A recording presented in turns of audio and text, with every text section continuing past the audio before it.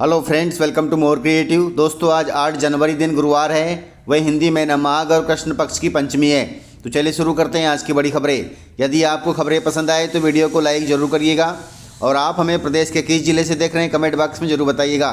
दोस्तों, खबरें पूरी पाने के लिए वीडियो अंत तक जरूर देखिए। यदि आप चैनल पर नए हैं तो चैनल को सब्सक्राइब जरूर करें। गाइस, मध्य प्रदेश की सड़कों को चिकनी सपाट बनाने के लिए 10,000 करोड़ रुपए हुए हैं मंजूर। गाइस, प्रदेशवासियों का आवागमन अब और आसान होगा क्योंकि प्रदेश की सड़कों की हालत अब सुधारी जा रही है।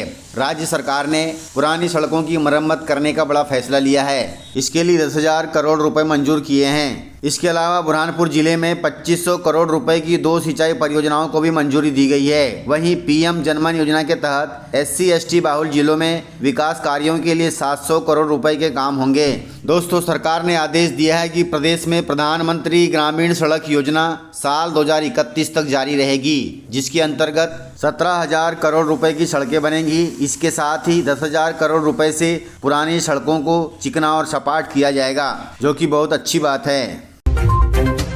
गाइस, भारत मना रहा है ऊर्जा सप्ताह। गोवा में 27 से 30 जनवरी 2026 तक इंडिया एनर्जी वीक का आयोजन किया जा रहा है, जिसमें ऊर्जा सुरक्षा, निवेश और कार्बन उत्सर्जन में कमी जैसे वैश्विक मुद्दों पर चर्चा होगी। इस बड़े ऊर्जा सम्मेलन में 120 से अधिक देशों के प्रतिनिधि भाग लेंगे। कुल मिलाकर भारत एनर्जी वीक की मेजबानी कर रहा है।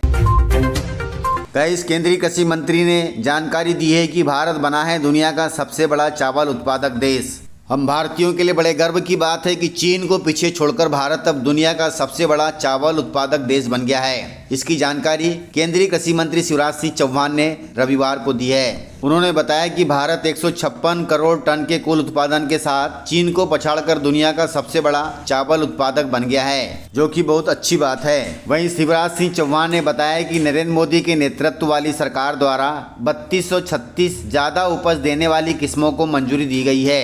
इन किस्मों में चावल, गेहूं, ज्वार, बाजरा, मक्का, दालें, तिलहने, फाइबर आदि फसलें शामिल हैं। ये सभी फसलें किसानों तक जल्द पहुंचेंगी ताकि किसान भाई इन फसलों का उत्पादन कर ज़्यादा से ज़्यादा लाभ कमा सकें। इसके लिए उन्होंने अधिकारियों को निर्देश दिया है।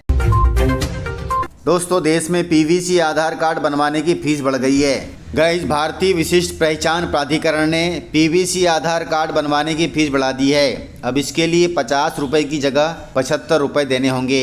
ये नई दरें 1 जनवरी 2026 से लागू हो गई हैं। आपको बता दें कि PVC आधार कार्ड एक तरह का प्लास्टिक कार्ड होगा, जिस पर आधार कार्ड की जानकारियों को प्रिंट किया जाएगा। यह कार्ड आपके ATM या डेबिट कार्ड की तरह आसानी से वॉलेट में भी आ जाएगा। इसके जल्द खराब होने की भी चिंता नहीं होगी, इसलिए PVC आधार कार्ड जरूर बनवा लें।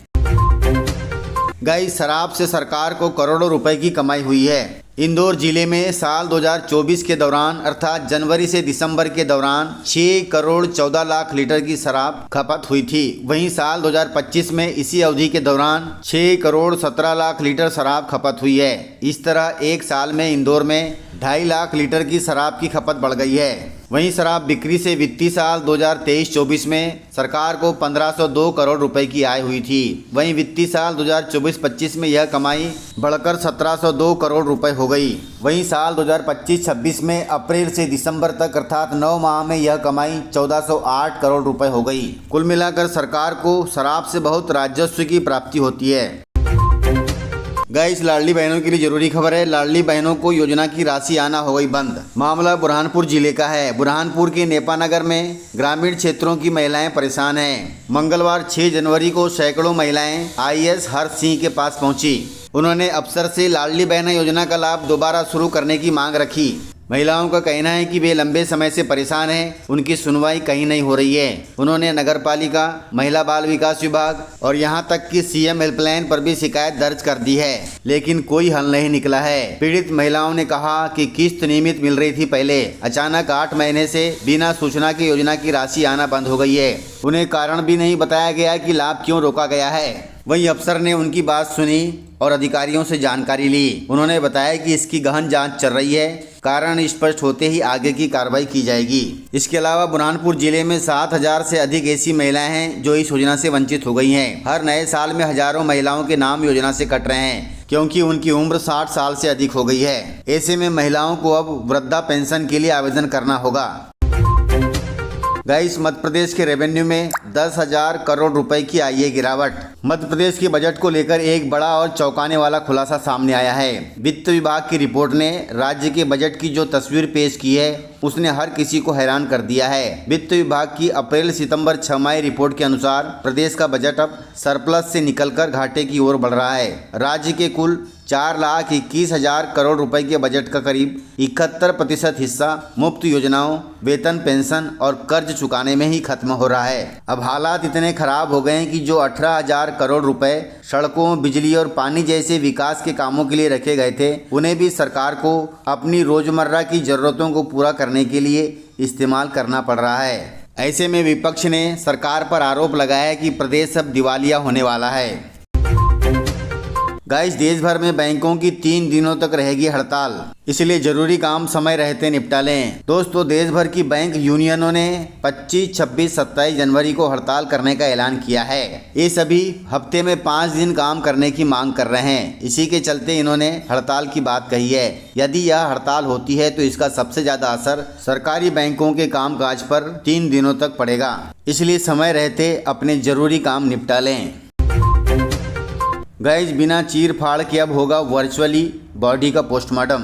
प्रदेश की राजधानी भोपाल में मृत्यु के कारणों की जांच का तरीका बदलने जा रहा है। जल्द ही शहर में वर्चुअली पोस्टमार्टम की सुविधा शुरू की जाएगी। यह एक ऐसी आधुनिक फॉरेंसिक प्रक्रिया है जिसमें शव को चीरे बिना अत्याधुनिक तकनीकी के जरिए अंदरूनी चोटों, अंगों की स्थिति और मृत्यु के कारणों का डिजिटल विश्लेषण किया जाएगा। इससे समय की भी बचत होगी और वर्चुअली पोस्टमार्टम आधे घंटे में हो सकेगा। और यह सुविधा अभी भोपाल के एम्स हॉस्पिटल में ही शुरू हो रही है।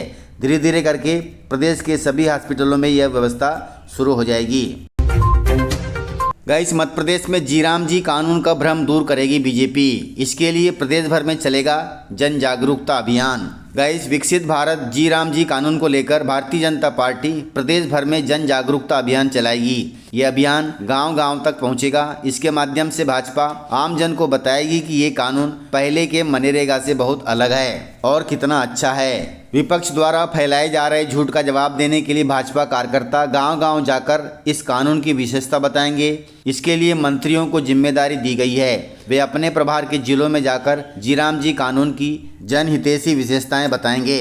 वे बताएंगे कि इस कानून में 125 दिन का रोजगार निहित किया गया है। इसके अलावा इस कानून के दौरान मजदूरों को कृषि कार्य के लिए भी लिया जा सकता है। वहीं काम न मिलने पर बेरोजगारी भत्ता देने का भी इसमें प्रावधान है। कुल मिलाकर भाजपा के अनुसार यह बिल मनरेगा से बहुत अच्छा है। दोस्तों, इस प्रकार से खबरें थी।